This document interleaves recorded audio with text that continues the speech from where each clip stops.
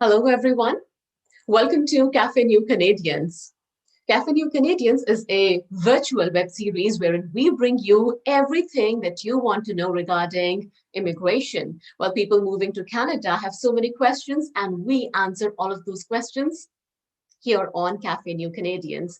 And I welcome each one of you for joining us tonight, wherein we will be discussing a very interesting topic as to how to get ahead in your career in Canada with informational interviews. We will be discussing this, and I have a phenomenal panel with me. We will get into further details, but before that, if you're joining us from Canada, you can watch Café New Canadians on Omni Television.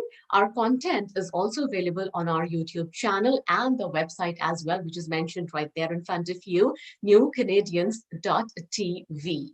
As I said before, Café New Canadians is a TV and web-based series, which is brought to you by newcomers for newcomers. Whether it's about education, whether it's about business, your questions related to immigration, we answer all of the questions here. I am your host for the evening, Saini. I will be moderating this session wherein we will be digging deeper into what an informational interview is, what are the do's and the don'ts. If you have a question regarding informational interviews, you can certainly ask your questions, and you can type your questions in the Q&A section if you're joining us through Zoom, or you can leave your comments in the chat section if you have joined us through YouTube, where we are streaming live. And I am so pleased to welcome my special panel tonight who will be discussing about informational interviews. We are joined by Roxana Radulescu. She is a consultant and master coach.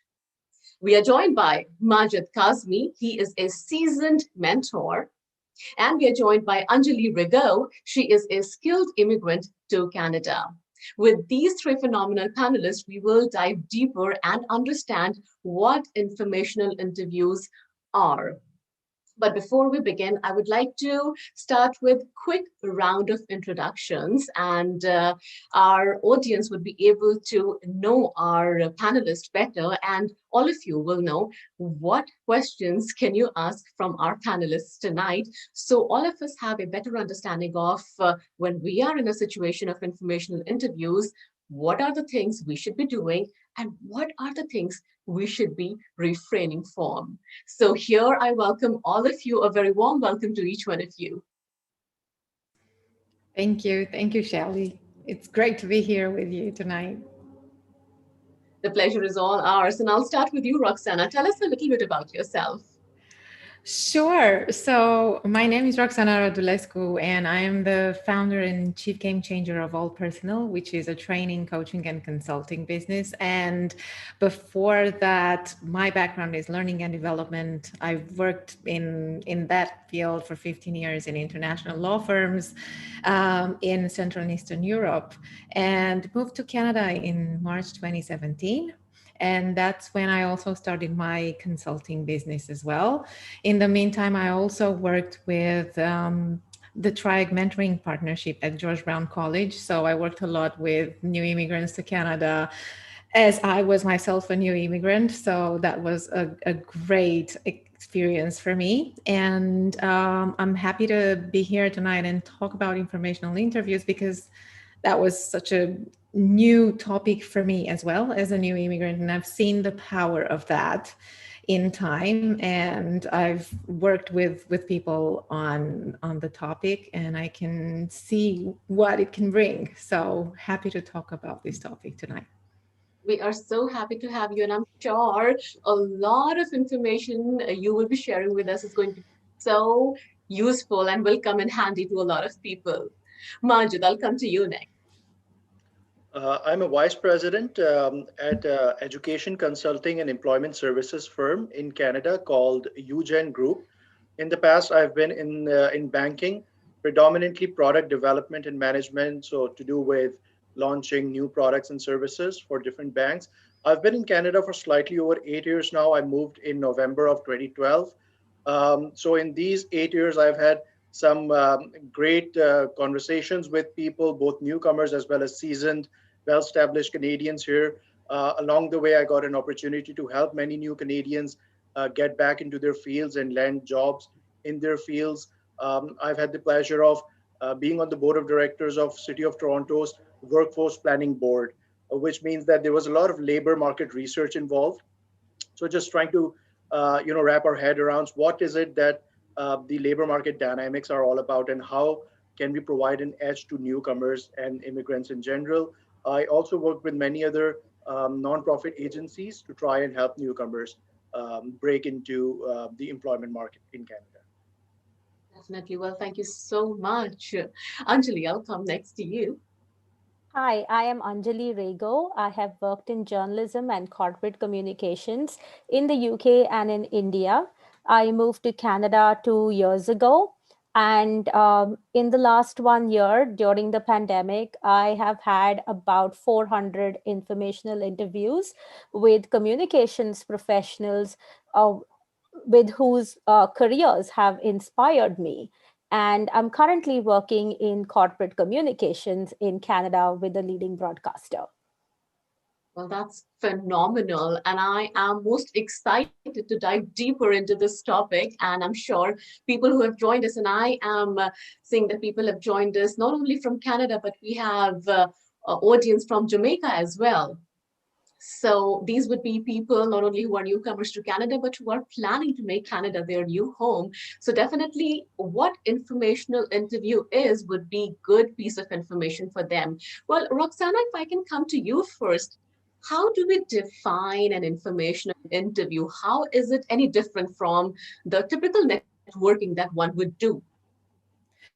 Well, it's not that different in terms of formal and informal. So it's less formal than your typical interview, but it's more structured because we have a focus. We are talking about something. We have the questions prepared. And I know that we're going to talk about informational interview questions that we ask, but the focus is I want to learn more about the industry. I want to learn more about the roles that I might be a good fit for. That's basically the focus. The focus is I'm being curious. I want to find out more. I want to find out if I'm a good fit. So the structure is there in place. Whereas in a networking event, I just go and I go basically with the flow as I talk to people. But with the information interview, I have the right kind of structure right there.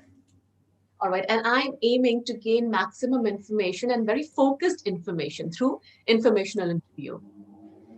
All right. So Exactly. since you said that having a structure is the primary difference between an informational interview and the regular networking that one might do, what is the structure that we are talking about? Majid, if I can come next to you, you have been on both sides of the table. You have been a mentee and you are a seasoned mentor now. What is the structure that, first of all, if we can look at from the perspective of a person who is organizing this informational interview, what is the structure that I should keep in mind? Shali, that's a great question. And somebody who's a potential new immigrant to Canada, the term itself, informational interviews, can come across as a bit confusing because of the two words, informational and interview. But then these are the words that define it, and tell us what the structure is going to be. Informational basically means that there are, of course, two parties involved, and one party has a vested interest in extracting some information from the other party. That other person could be somebody who's well established in Canada, could be your potential employer, could be somebody who would end up referring the newcomer to a potential employer. But somebody essentially with information is talking to somebody who is new in the game, somebody who needs information. So that's the informational part.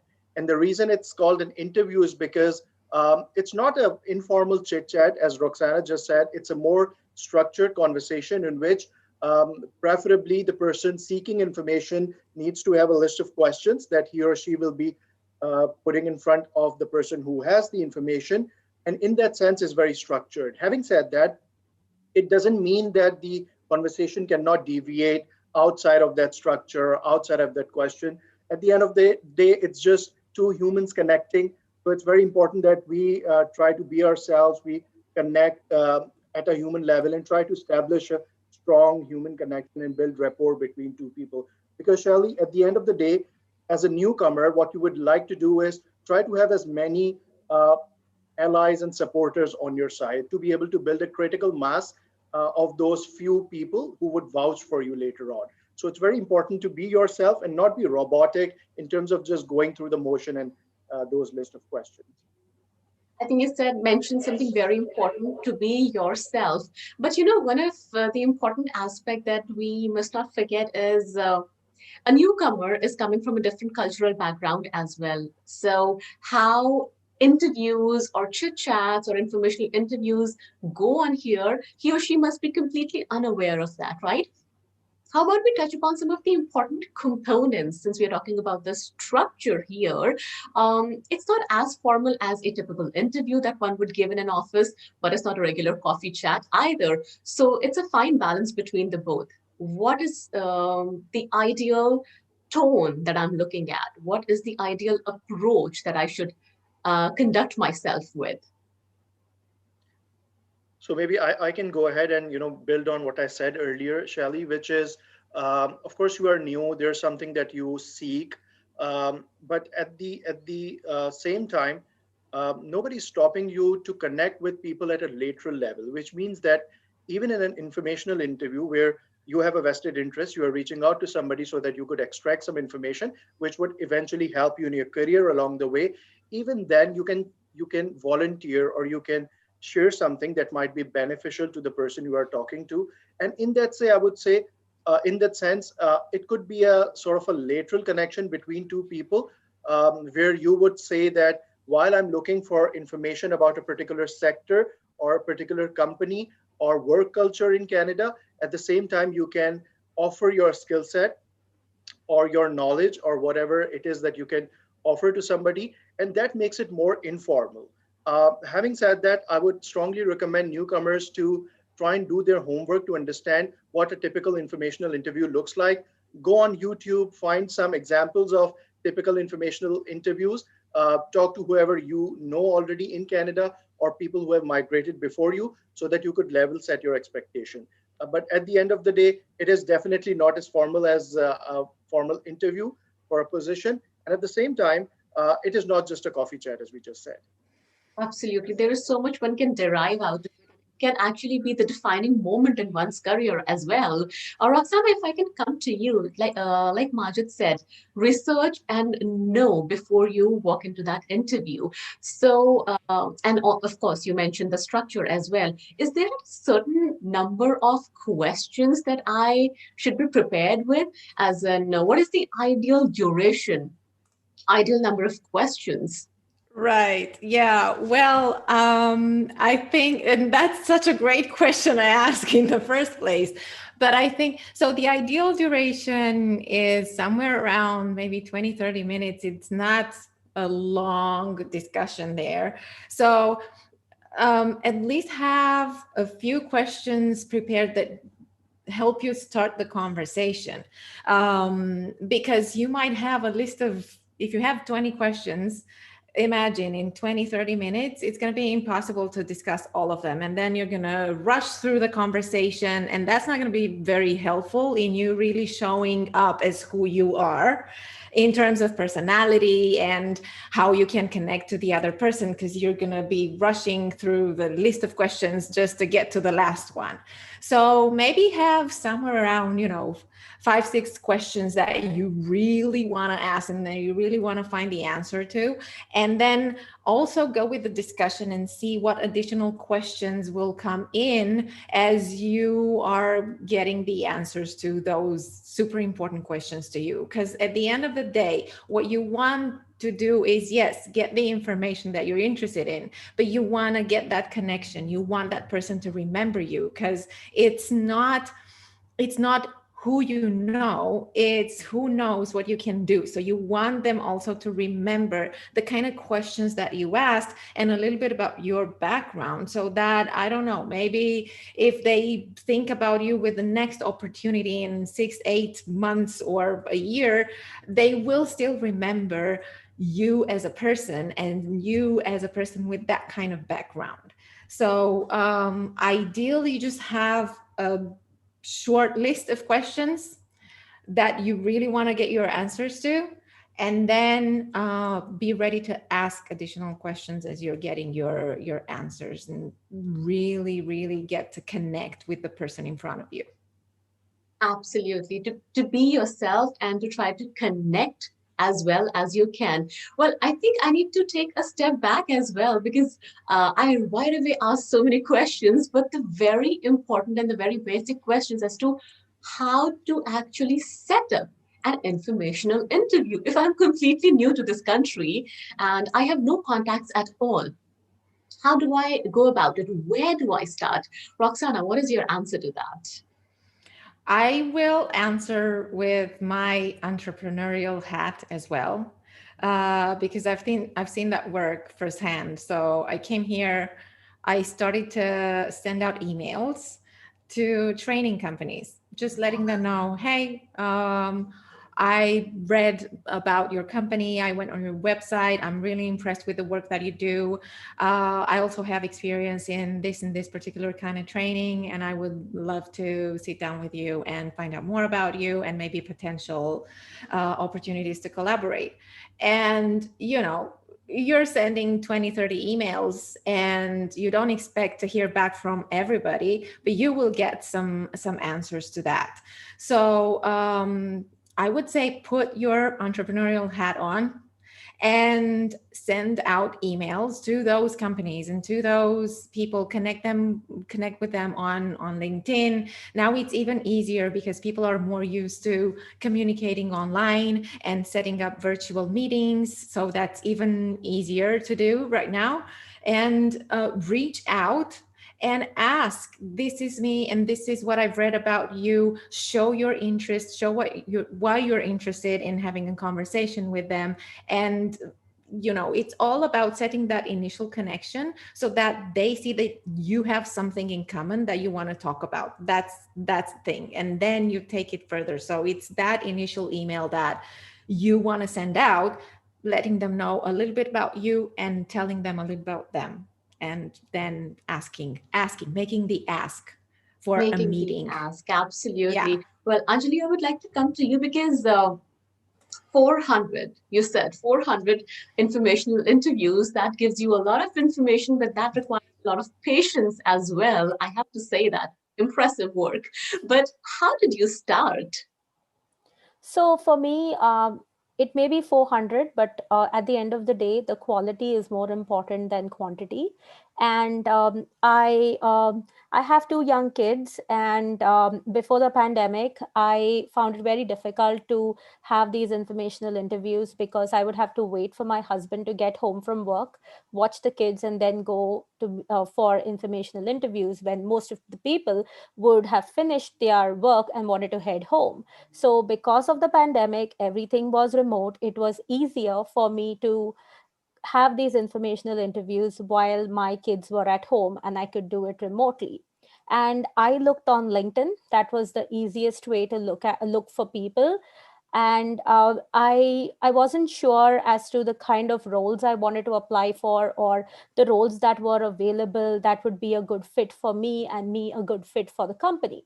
So I looked at people whose careers inspired me, people at whose level I want to be now, in whose position I want to be in, say, 5 years, and in whose position I want to be ultimately. And if you want to know the direction to go somewhere, you need to ask someone who has been there. So ask them for the direction, how you went there. Tell, ask them for their story. And in the process, I learned about different industries. So I learned about insurance, I learned about healthcare, I learned about cannabis, I learned about tobacco, I learned about government relations in addition to public relations and corporate communications. It opened doors to a lot more industries that I didn't even know existed. And in the process, I built my network and I established relationships with the people that I spoke with. I have an Excel sheet of all the people I have spoken with and when. And I also have written down the key takeaways from every conversation that I've had with them. Because at the end of the day, just approaching them, having that conversation, and going your way is not what relationship building is about. I make it a point to connect and continue that relationship even though I have finished that conversation. So I may be writing to 400 people, 350 people on a regular basis. And even to speak to 400 people, I may have written to over 1,000 people, many of whom didn't reply. So, So I guess one important and interesting point here that you raised is also maintaining relationships. To that, I actually have 2 points in mind. First, you found people on LinkedIn, but is it an acceptable approach here in Canada to cold email? Would you be opening an email from a person who you have no contact with? Majid, if you can answer me first. I think being a networking platform for professionals, that's what the expectation is, especially nowadays during the pandemic. It's perfectly fine, acceptable. Even for me, it's appreciable if somebody would reach out to me looking to offer something as well as looking for help. So I have no qualms about saying that I would be very happy if a newcomer would reach out to me and take the initiative to connect with somebody who can eventually help them land a job or whatever their goal might be. Having said that, there are other ways of connecting with people. Shaili, I believe the trick is to set a chain of cause and effect into motion. You do not necessarily connect with somebody first time for an informational interview. To tell you my story, for example, many years ago, as a newcomer, when we came here, my wife reached out to somebody in our neighborhood. We had moved to a apartment in Toronto, and very casually, my wife just went ahead and met some neighbors. And there was this lady who connected us with another individual who used to work for the government of Ontario, incidentally. And we had a very long, very beneficial conversation with him. And that was an informational interview. I didn't even know that there's a term called informational interview. And during that 2 hour long conversation, he gave us so many tips and tricks. He gave us so many pointers as well as referrals. So I ended up sitting in front of an individual that this person had connected me with, and that individual eventually introduced me to my first potential employer, a senior executive at a bank. So imagine my wife connecting to somebody who introducing us to somebody else, who connecting me with the third person, and then eventually I being face to face with somebody who eventually offered me a job. So it was probably a 3 to 4 week process, but along the way I had so many informational interviews. So the idea is to set that chain of cause and effect into motion, which happens only when, as Anjali pointed out, you stay in touch with people. Um, Soon after the informational interview, you have to make sure that you send a thank you note, for example. You have to express your gratitude for the time that they gave you. And that's a good excuse of staying in touch with them. If you're able to jot down what are the things that they suggested you do, you can stay in touch with them based on those points. So you can say that based on your advice, uh, these are the 2 or 3 things that I did over the course of the last 2 weeks, and what would your next advice be? So find those reasons to stay in touch with people. All right, so it has to be a very smart and strategic approach as well. But that could be something tricky for someone who is shy or someone who is hesitant. Roxana, you must have met people who face these challenges. How do you make people overcome these challenges? Well, I really, really believe that, especially in this kind of environment, it's actually easier, even if you're shy. And let me tell you why. So, you know how people talk a lot about networking events and all of that kind of stuff. Well, with the pandemic and the lockdown, you didn't have the kind of networking events that you had to go to where you would meet a crowd of people and they can be overwhelming.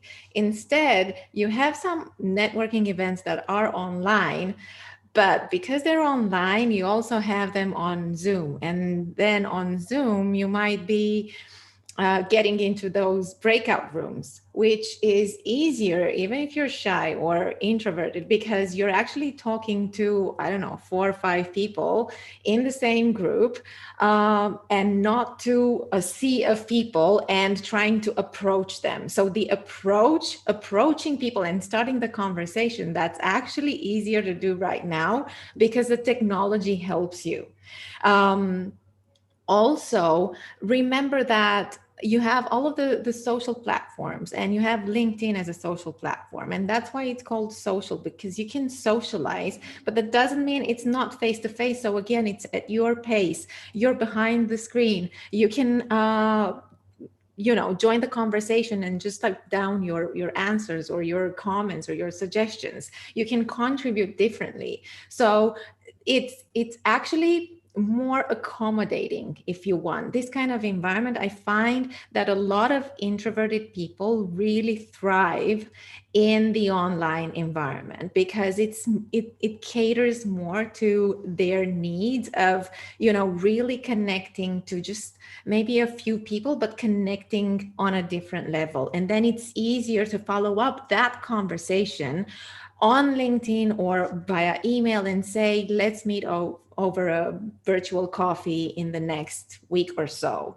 And it's actually, it goes smoother. So this is the feedback that I've got from a lot of the people that had to network through these times and found it actually incredibly useful.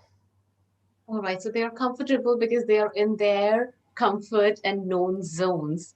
Anjali, continuing this point further, because you mentioned that you used the COVID scenario to the best of the way it can benefit you the most, right? And it really helped you to move ahead in your career. But as a newcomer yourself, and since you were just branching out and reaching out to so many people, were there any hiccups, any Um, challenges you faced? I have worked as a journalist before, so I have approach strangers all the time. So for me to write to people who don't know me was fairly easier. So I didn't have any issues writing to people. So I would write to them and tell them what I wanted to know more about, because I told them that I'm looking to build a career in communications. Are you open to a quick chat? And most of the time, where the quick chat is supposed to be like 15 to 20 minutes that Roxana mentioned, it ended up being an hour. And that was a good way of building relationship, to the start of a relationship with these individuals. And for me, I did not have any motive. I did not have these interviews because I wanted a job. I just wanted to know about their journey. I wanted to know their story. I wanted to know about the industry they're working in and the company they are working for, what it is like to be a president of a company, what is it like to build a team, what is it like to work at an entry level position. And these were the kind of insights that I got. I allowed these relationships to develop very organically. And there were some calls that did not go well, but I learned from those mistakes and I didn't make those mistakes again. All right. We have a question here from one of our audience. The name is Terry Miller. And she asks, should you prepare a sort of elevation pitch, or what is the best way to start the interview? Roxana, if you can give the answer. Yeah, I also typed it. So I would say with the elevator pitch, you have to have it ready at any point because you will be using it in different contexts, in networking sessions, in information interviews, even in job interviews when people ask you, tell me about yourself. So you will use it anyway. And definitely you will probably use part of it in your email, in your initial email asking for an information interview. So definitely have it ready. That should just be easy to get out initially when you meet somebody new, right? That should be right here on top of your mind. Absolutely. Well, we have discussed a bit about what should be done and how to approach for informational interviews. But I guess life in general becomes very easy when we know what we do not have to do. So, if we can touch upon the things that one should refrain from when preparing for an informational interview or when sitting on the table with the person, what is it that one should not be doing and one should not be asking? Majid, what are your views on this? Shirley, I think the planning phase is critical before deciding to go ahead and book your informational interviews. And in planning, a question that is very essential is who to reach out to.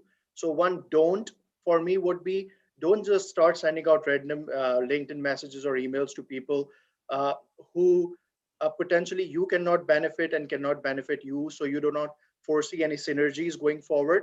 And the best way to connect to the right people is it might sound like some bit of a selfish approach, but I think it's very strategic. If you know somebody in let's say in 4 or 5 organizations that you would like to work for, and you reach out to those people and try to find out who the hiring managers in those organizations is. So the way it typically works is, for example, if you go on the website of the company, you see a job posting and you reach out to somebody you already know in that company, try to find out the email address of the hiring manager, and you send across a normal email that would sound like any off the shelf LinkedIn message when you try to connect with a stranger.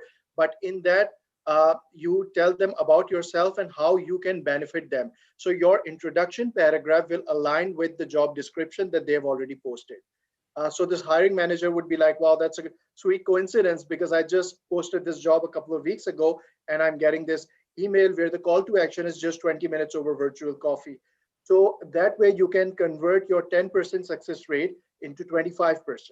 Uh, so don't just start sending out emails in the hope that the more emails you send out, the more people will reply to you. And the second thing I would say is the content of the email itself is very important. You should not be rambling too much about yourself in your introduction paragraph, especially when you are sending out a LinkedIn message, because your complete profile is just a click away. So the way I would do it is start with not an introduction paragraph, but something that connects you with the person you are reaching out to. So a common element. That common element could be you and him or her coming from the same country, uh, belonging to the same profession, or whatever is that you can connect that person with that person on the basis of. And then in the second paragraph, you tell them a little bit about yourself.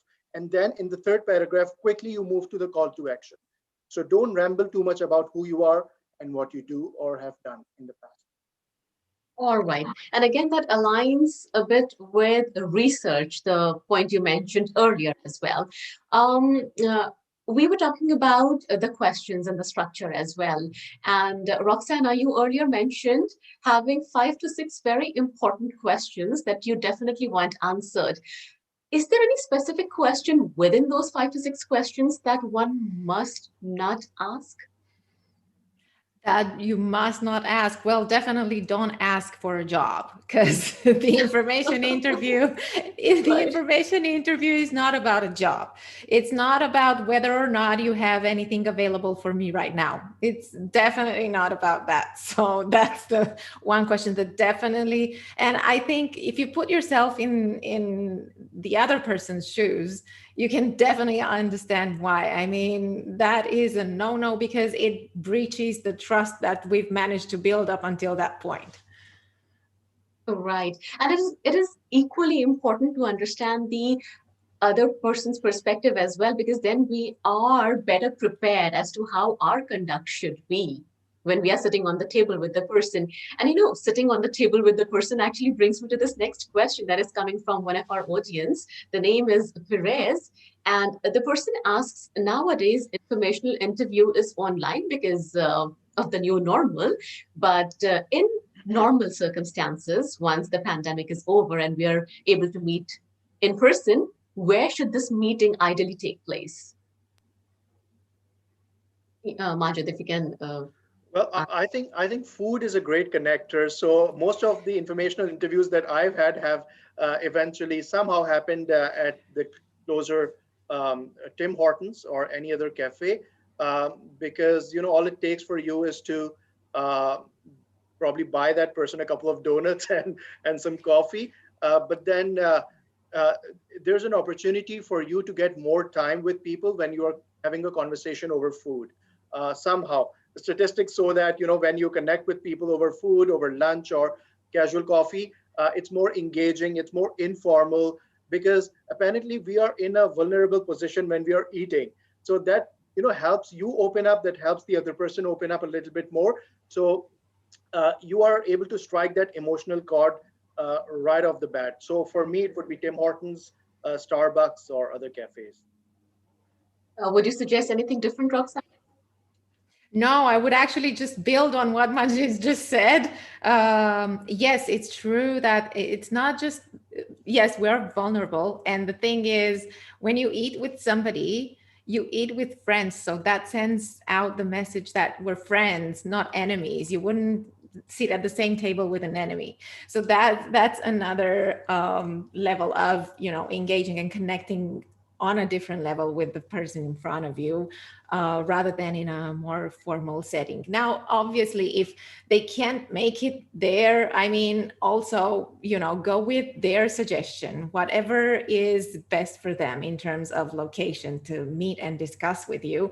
Definitely go with that, because at the end of the day, you really want to meet that person where it works best for them to meet as well.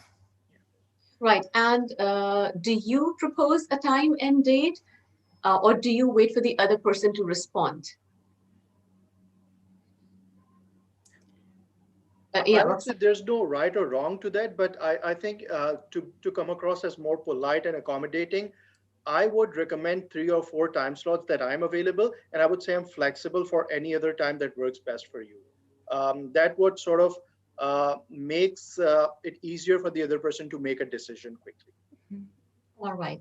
Well, I see a question for Anjali there. So, Anjali, since you mentioned that during your journey of informational interviews, you learned from your mistakes. So, one of our audience wants to know, could you be more specific about your mistakes? So one of the mistake that I can say was not active listening. So with one of the person that I had an informational interview with, so I being a journalist, I was just like firing question after question after question, like and as soon as the person would finish the answer, I would shoot the next question, and this person told me that this conversation sounds very transactional. You're just out to get information out of me, wherein well, I didn't feel that way. I was mindful of her time, and I wanted to also not go like to an hour or not stick to the calendar time that we had booked. So she told me, look at YouTube videos and practice active listening. And that also taught me about how to give feedback to the interviewee after the interview. And another mistake that I made was not making notes initially of all the advice I was given, and then I struggled to remember who said what. So I always make sure that I have my notebook and pen handy with me all the time when I'm having these calls, so I can always make notes. All right. So, being the real person that you are, having a real conversation over a cup of coffee or donuts, like Majid, you said, well, I guess having something sweet will actually make the conversation sweeter. And active listening, researching, these are a couple of important things that one must keep in mind. But again, when you are wrapping up this conversation with the person, we don't want, like Anjali happened with you, that the person felt a little bit offended that you're here only to take information out of me. How do I ensure that this conversation actually becomes a two-way conversation, because not each one of us is very good with when it comes to talking to a new person. And again, at deep down, the person needs job. How do I not sound or look like someone who is just there for the job? Roxana, if I can get your expert advice on this. Yeah, well, that is, and that's the trick, right? I think, first of all, don't have that expectation that you are going to get the job right after that information interview. Because again, the goal here is not the job, it's a different goal. you go for a job interview if you want to get a job. You go for an information interview because you want to create a connection that's going to be long term, and you're going to get look at it as an investment, right? It's an investment in your potential. It's an investment in your relationships, and yes, you will get a return on that investment at some point, but don't make it the expectation that things are going to change overnight. So you look at this as a long-term things, and that is a long-term goal, so that you're not rushing into it and you're genuinely curious to find out more about what that person likes about their job, what they're happy with, what they're unhappy with, maybe in the job, in the industry, what their goals are. That is the focus here. And then keep that curiosity. I think when we're under that pressure of getting a job, sometimes we forget how to be curious about somebody else. And the reality is that we all like to tell our story rather than listening to somebody else's story. I'm sorry, but that's the truth. So if you're asking them questions about themselves, have that patience to let them actually tell their story, because you're going to learn a lot from that story, and they're going to feel good about sharing their story with you. And at the end of the day, I have a quote that I absolutely love from Maya Angelou, who said that people might not remember what you did, they might not remember what you said, but they will always remember how you made them feel. So it's all about, if you want that long-term connection, help them feel that you want to connect with them genuinely because you care about developing that relationship, possibly long-term. Well, you couldn't have summed up more beautifully than with Maya Angelou's quote, and it is so appropriate. You might forget what someone said, but you definitely remember the emotion. And that actually brings me to the next question. And Majid, if I can ask you that, because we were talking about understanding both the perspectives. So now trying to understand the other person whom we have called for a chat, for a conversation. You have been, like I said, on both sides of the table. So when you were there in the position of answering people, if you can recall some of the past experiences, what is it about that particular person that you remember that impressed you the most?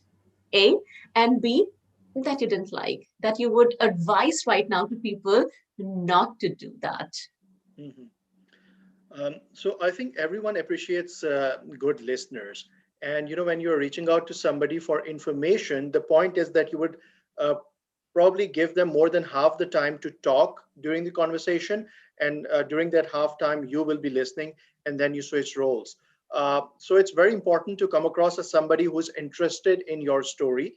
And as they say, it's more important to be interested than interesting, which shows that you are an active listener. You are giving the due importance and respect to the person you are having the conversation with.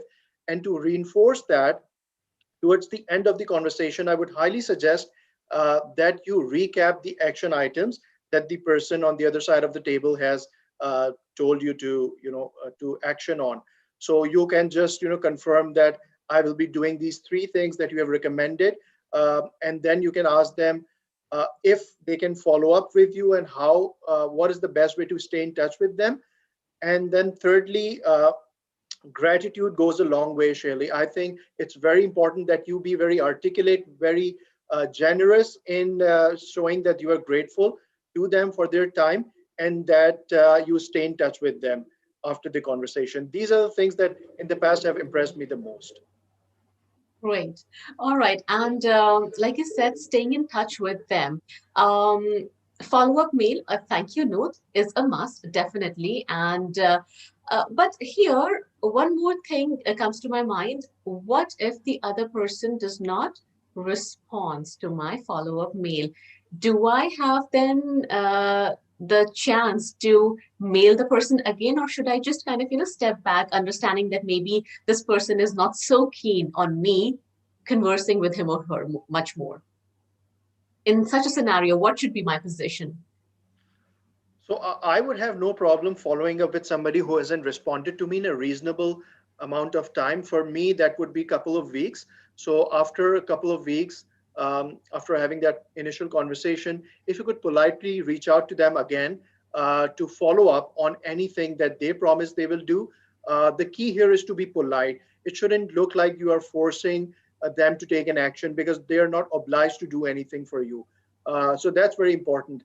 And at the end of the day, if they do not get back to us, of course, you are not putting all your baskets, all your eggs in one basket. You are reaching out to a number of people, and hence you stay in touch with many other people, and you cultivate that connection over long term. But right after the first conversation, it's perfectly normal and fine to send 2 follow-up emails with a couple of weeks in between.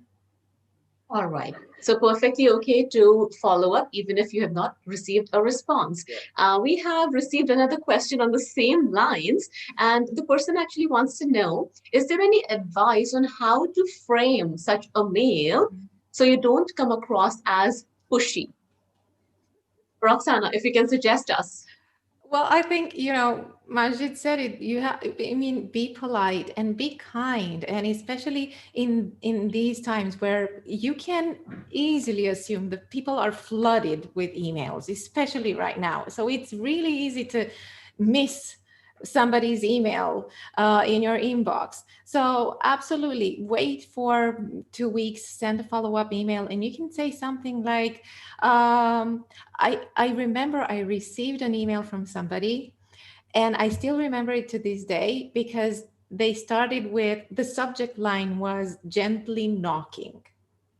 And I think I found it so warm and kind and respectful of, my time. And I really appreciated the follow-up because I really missed it in my inbox, and I really wanted to keep the conversation going. So I appreciated that they did that, and I appreciated the way in which they did it. So it's, you can say something like, I know that you probably are flooded with emails, and I know how busy these times are. And I'm wondering if you saw my email below and if we can meet again, or whatever it is that you were suggesting in that email. So assume the best about that person. Assume that they were busy, that they didn't have time, that they didn't see it. Assume that they would appreciate you following up with them. And I'm telling you, most of the times they do appreciate the follow-up because it's easy to forget.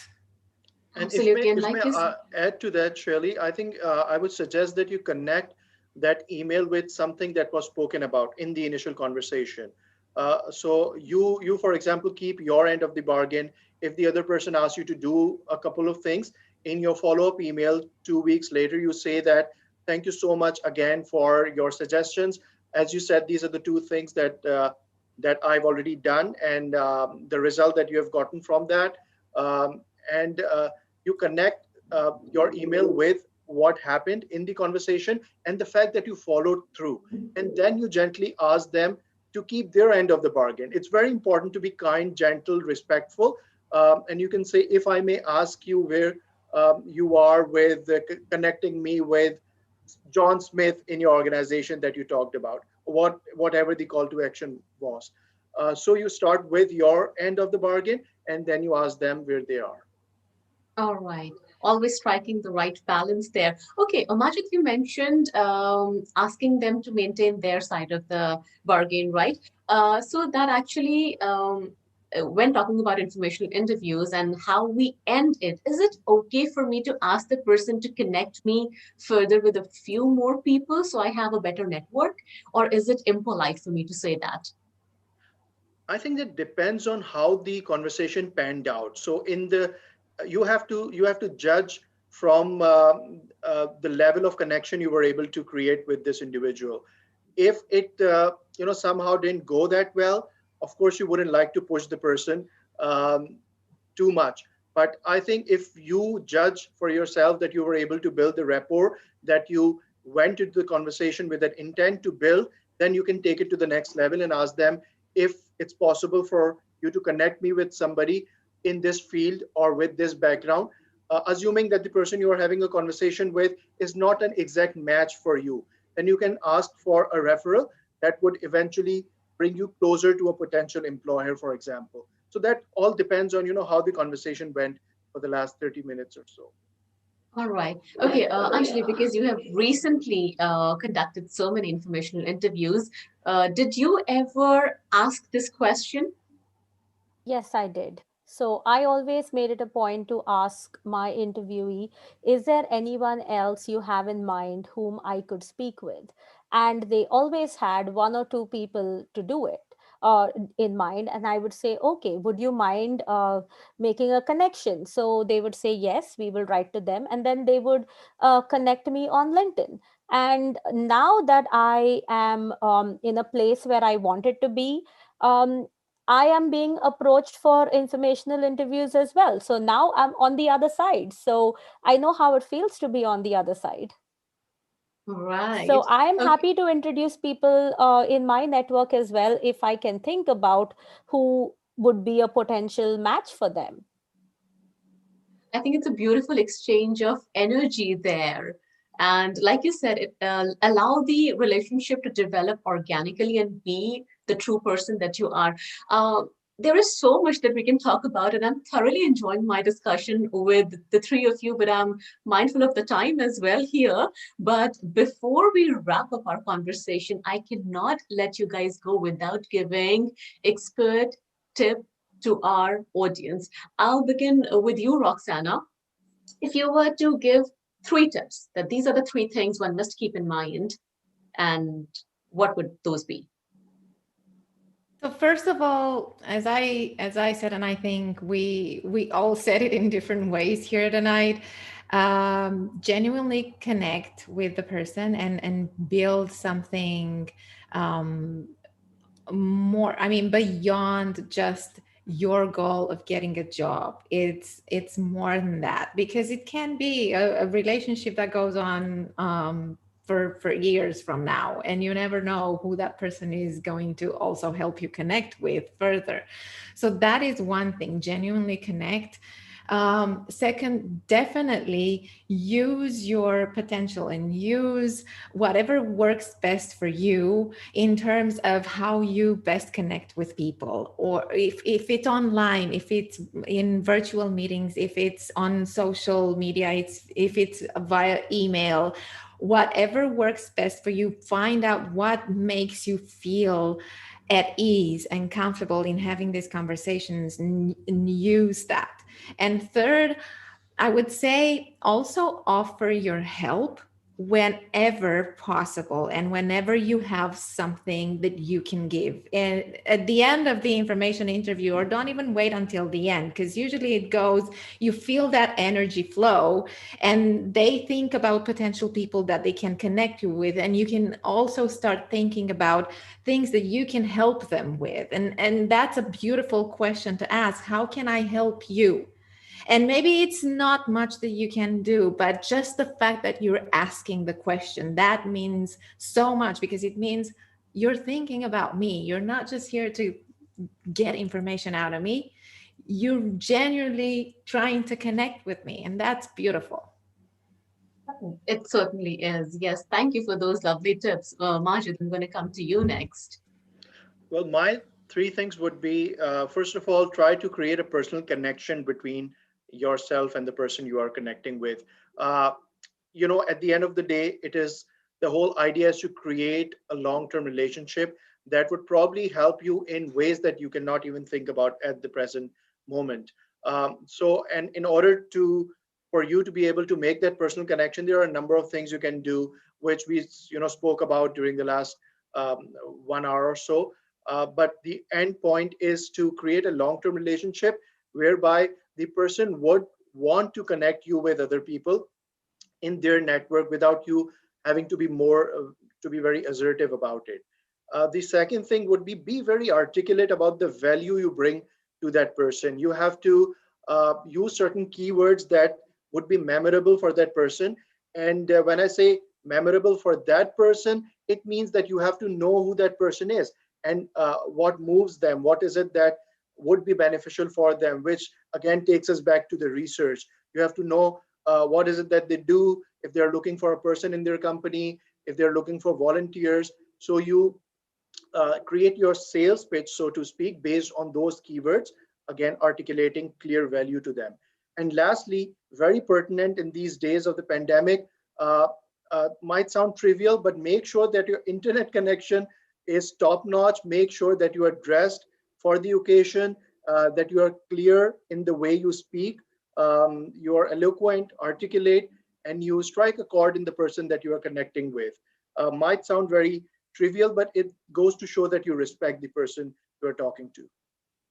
Absolutely. No, I will not say trivial, but these are small but very crucial things to keep in mind. Definitely. Thank you for those tips. Anjali, coming to you next. What are the three important things one must keep in mind? The most important thing I would say is don't ask Googleable questions. That is, questions that you can find on Google. If you just have to ask, so what do you do on a daily basis? That is something you just put the job title in Google, and with that question, you will find all the job description. You will find their duties. So ask questions that they will give you an answer that you can't find online. The second important tip I would say is maintain that relationship and don't make it transactional and about yourself. And the third thing that I would say is important is do your research about the person and show up when you promise that you will. And if they give you certain advice, follow through that advice and keep them updated about your progress. Like someone told me to read a book. So I borrowed the book from the library, I read the book. And then I I got back to them and I told them, thanks for recommending the book. I read it and this is what I learned from the book. So these are my three tips. Well, thank you so much. This discussion was completely enlightening. I was thoroughly engaged, and I'm sure all of our audience who joined us through the live session and who will be watching us later, they have such valuable tips and information to take out of this interview that they would want to come back again and watch it again and again. Thank you so much, all three of you, Roxana, Thank you. Majid, Anjali, for your time and for your expert advice. Thank you. That was great. Such a great energy, even though online, but it was, yeah, great being here. Thank Thank you. you. And we thank each one of you for joining us tonight. We discussed thoroughly how one can get ahead in their career in Canada with informational interviews. And through Café New Canadians, we delve deeper into issues that touch your everyday life when you are a newcomer to Canada, or if you are actually thinking to moving to Canada. Café New Canadians is our TV and web-based series wherein we discuss all of these topics. And our content is also available on our YouTube channel. Don't forget to subscribe to our channel. And if you press the bell icon, you will get all the latest notifications. Join us every week and stay updated and informed. Goodbye for now. Stay healthy.